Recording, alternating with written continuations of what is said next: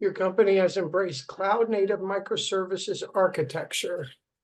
New applications must be Dockerized and stored in a registry service offered by AWS. The architecture should support dynamic port mapping and support multiple tasks from a single service on the same container instance. All services should run on the same EC2 instance. Which of the following options offers the best fit solution for the given use case?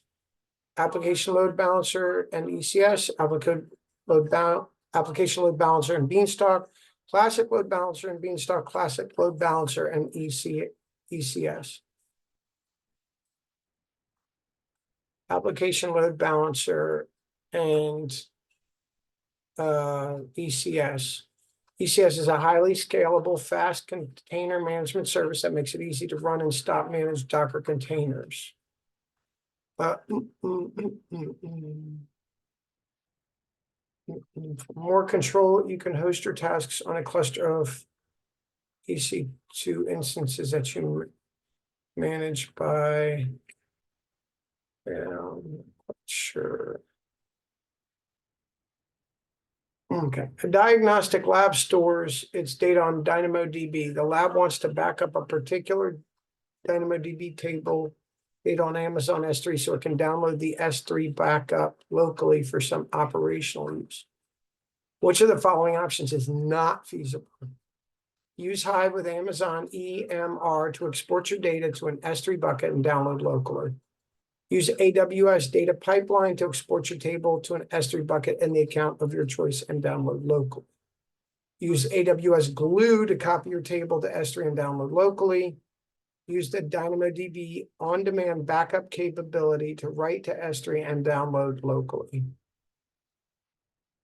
Okay, on-demand has two built-in backup methods, on-demand point in time that write to, but you will not have access to the S3 buckets that are used for these backups. Okay. As a certified associate, you've been hired to work with the development team at a company to create a REST API using the serverless architecture. Which of the following solutions will you choose to move the company to the serverless architecture paradigm? Route 53 with EC2 as backend, public-facing ALB with ECS on EC2. API gateway exposing Lambda functionality. Fargate with Lambda at the front. API gateway exposing Lambda functionality.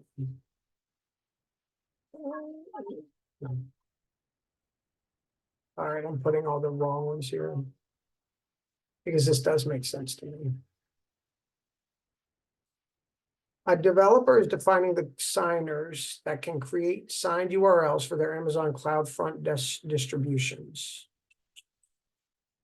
Which of the following statements should the developer consider while defining the signers?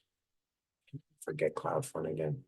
CloudFront key pairs can be created with any account that has administrative permissions and full access to CloudFront resources. Okay, when you use the root user to manage CloudFront key pairs, you can only have up to 2 active CloudFront key pairs per AWS account. When you create a signer, the public key is with CloudFront and private key is used to sign a portion of the URL. Both the signers, trusted key groups, and front key pairs can be managed using the CloudFront APIs. You can also use AWS IAM permission policies to restrict what the root user can do with CloudFront key pairs. All right, when you use the root user to manage CloudFront key pairs, you can only have up to 2 active CloudFront key pairs per AWS account. When you create a signer, the public key is with CloudFront and private key is used to sign a portion of the URL. All right. The development team at a retail company is gearing up for the upcoming Thanksgiving sale and wants to make sure that the application's serverless backend running via Lambda functions does not hit latency backups as a result of the traffic spike. Which of the following solutions would you recommend to address this use case? Configure application auto scaling to manage Lambda provisioned concurrency on a schedule. Configure application auto scaling to manage Lambda reserved concurrency on a schedule. No need to make any special provisions as Lambda is automatically scalable because of its serverless nature. Add an ALB in front of the Lambda functions.